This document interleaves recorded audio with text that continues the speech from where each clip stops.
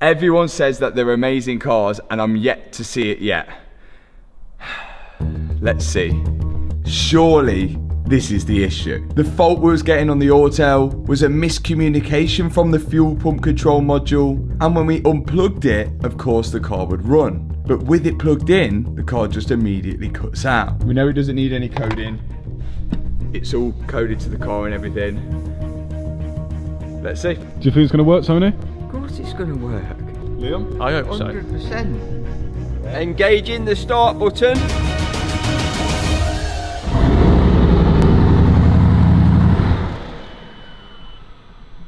Good night.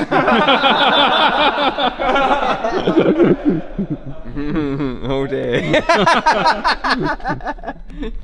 That's what it does? Yeah. Try it one more time just in case. Do you think that we can send that fuel pump relay back?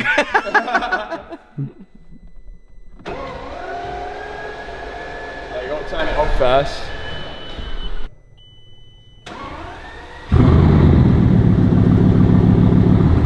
And off. It didn't work.